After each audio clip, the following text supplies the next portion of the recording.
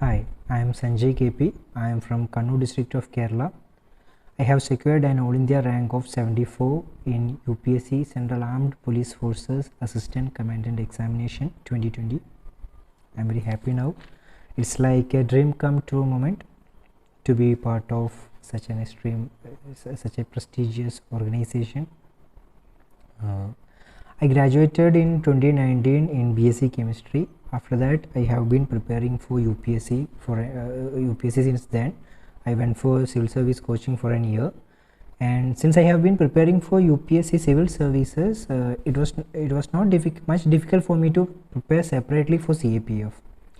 I had cleared the prelims, but I was not able to clear the mains then, and it was in the same time I wrote this CAPF exam. About this exam, there are two papers for the exam. In the first paper, you have got some 125 questions from various areas. You must be familiar with the syllabus. It has got polity, geography, Indian geography, world geography, biology, physics, chemistry, etc. Numericals, logical reasoning. There's a vast area covered in these 125 questions. And the second paper, you have to write some essays, report writing, précis, a little bit of grammar, etc. About the preparation, since I have been preparing for civil services, I had gone through Indian Polity by Lakshmikant, then Spectrum for Modern India. For economics, I read the MCQs of Vivek Singh for economics, Indian economics by Vivek Singh. Then for other subjects, since I was from a science background, I haven't prepared much for the science part in the exam. But I personally feel that it would be better if you go through the NCERT textbook. Always NCERT textbook is the best reference for all these examinations for all subjects. And whenever you are learning, it is better if you say if you are not having any base in these subjects, it's always better if you start with NCERT textbooks, say from some 6th standard in geography, history, etc. So whatever you are learning, make sure that you highlight the portions, the important portions. It should be highlighted. It depends. There are various ways for you to study. Some may be of the habit of writing notes. For some, it may be highlighting. For me, rather than making notes, I was highlighting whatever I was reading, the important thing, so that the next time when I am reading something, I used to read only these highlighted portions. Revision is always a key for all these examinations because we are learning a large chunk of data. So in such a situation, it's natural that we forget things. Then it's natural sometimes when we are preparing for some subject, maybe we may think about some other subjects, think, oh, I am not able to remember these things and all. But the thing is that whenever you are preparing for whatever the exam may be, the thing is that you have to believe in that process. You are studying something, stick on to that, study that properly. You are revising something, stick on to that, do that properly. You always have time to study other parts also if you are having a proper timetable. It's not much that you to have any written timetable. It depends. Everything depends on how one feel. For me, I haven't had any written timetable, but I always make sure that I revise the portions which I used to study. For say Lakshmikant, I have read it many times. Especially I have highlighted all the portions. I have read it many times. Also, there are various methods you can adopt to study Singh. If you have a peer group who are interested in similar exam, you may go for some kind of combined study with them. There can be things which you know your friend doesn't know. There can be things your friend knows, but you don't know. So in such situation, you can teach each other. That's a good method if you are teaching someone. So revision, combined study, these all are very good in preparing for competitive examinations. And since CAPF covers a vast area, it would be always better if you have some peer group so that we don't get bored in the middle. And about the exam, since there are 125 questions, you should be practicing model questions. Always the best model question is the previous year questions for any exam, and it holds true for CAPF also. It is always better to go through the previous year questions so that you understand how the questions are started, how the questions are framed. So you will know whether whenever you are revising or you are studying, if you have a familiarity with the previous year questions, that would help you to understand which all portions you have to study properly, which all portions you have to give more time. So it is important that you practice through the previous year questions, and it holds the same for the second paper also. The second paper requires speed, and in a minimum time you have to gather all the points, write in proper essays. If it is an essay, then there are things to write for and against, press C, report writing, etc. In all these cases, it is important that you should be able to cover all these portions easily, I mean in the given time. For that you should have that writing practice. Regarding me, I had an experience of writing a civil service mains examination, so I haven't prepared separately for the second paper of CAPF. I was able to write all the essays, all the for and against, and all the questions I was able to complete before time in that. When you have to specifically write and practice. For essays, you go through various expected topics.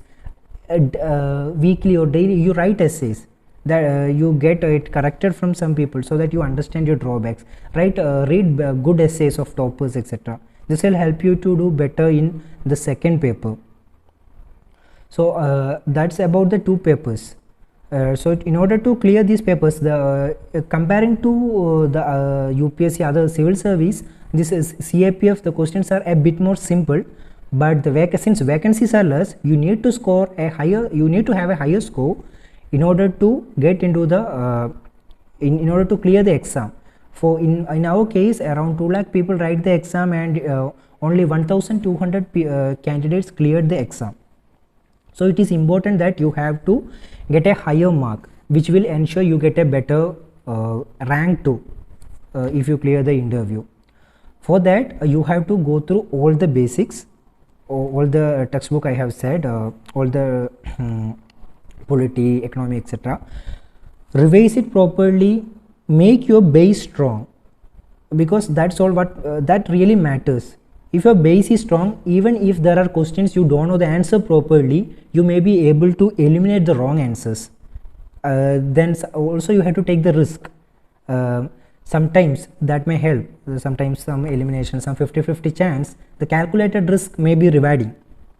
So since you have to get a higher score, usually people have a tendency not to attempt too many questions in these exams because of negative marks. But that's where you should have that courage to take risk. After all, you are going to an armed police force, right? So when you're writing that exam, be ready to take the risk. But in order to take that risk, you should have that base. Your base should be strong, so that you attempt more number of questions. There will be a set of questions you know the answer for sure. Then there will be some for which you may be knowing 50-50, etc.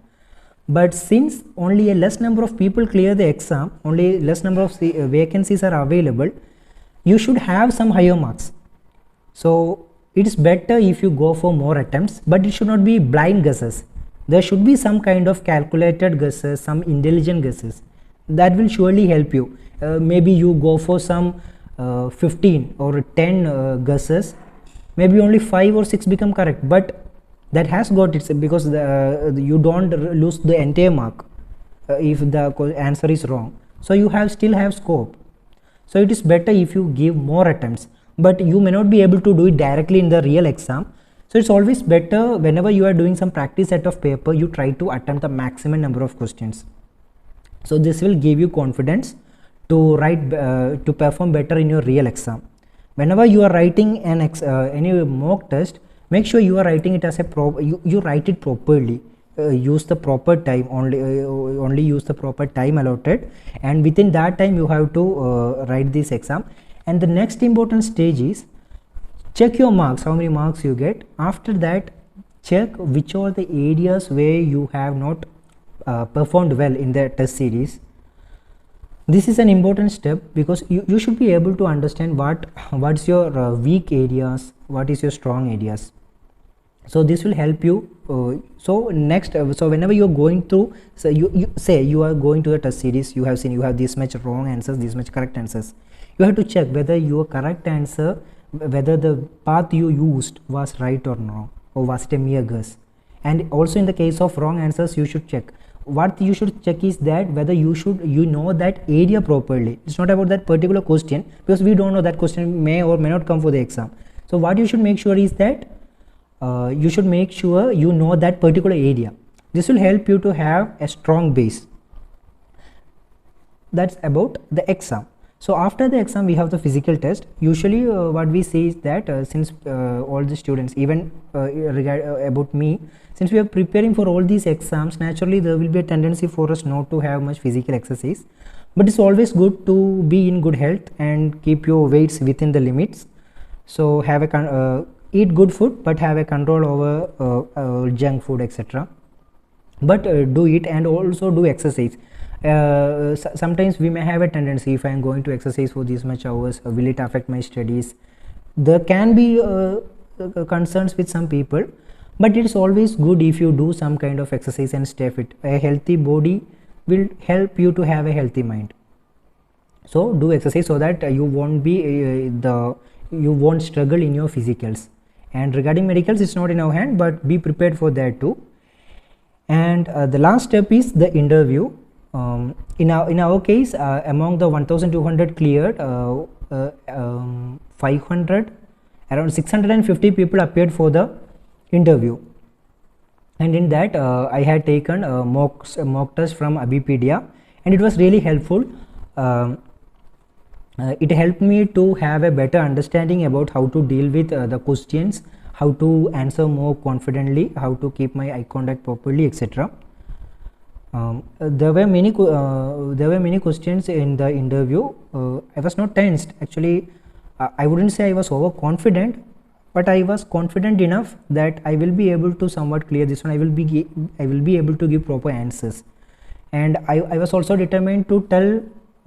If I don't know the answer, I was ready to tell I don't know the answer. So in the interview, many questions, actually I expected some warm-up questions, but only first question was only the just a general question about my academics. Then directly it was to internal security. Many of my questions were related to internal security, and what I noted was there was no particular situation reaction tests were not given to me, but they were assessing me from the follow-up questions. They asked me about AFSPA. So the next question, whether it should be repealed or not. So when I answered that, then the next question was based on my answer, whether it should be implemented in left-wing extremist area. Similarly, there were questions whether Taliban rule should be acknowledged by India, then whether there were questions related to Article 370, etc. So for all these questions, so they were very friendly people, but at the same time they were giving some kind of pressure also with the follow-up questions. Whatever answer I was giving, the further questions were asked about that on that. So a big share of questions were from internal security. Then there were also some questions from current affairs as well as from my DAF. There were questions about, I was a student police cadet, so questions were asked about that. So I was interested in QSing, so one question was asked about that. So it was a mix of a little bit of DAF, some current affair, and mainly internal security. And I was happy while I was giving these internal security answers, because Abhi sir has told that if the questions are mainly from internal security, it means it's a proper progression, it's a right progression, because that's what our job is. So I was happy that, and there were some mistakes from my part during interview too. Usually when I was thinking, I had some tendency to look upside, not while talking, but after whenever I take some pose, there was some 3 or 4 instances where I had some change in my eye contact. Then other than that, basically the interview was good. I was able to give them answers which I feel was good, and for some answers they even said, yeah, it is that's a good answer, etc. But what we should, normally for people, generally for every candidate, they feel that interview is good. They won't feel it was very bad, because that's how they treat us. They keep you in your comfort zone. But what we should remember is that Whenever it is, when you are in your comfort zone, it is easy to find your weakness. So you have to be alert even when they make you comfortable. That's what I personally feel. So interview was also a good experience, and I'm happy that I have cleared the exam and secured 74th rank in this exam. And I hope my experience will help at least some of you. And I'm very thankful to ABHIPEDIA Defense for all the support they have given. Thank you.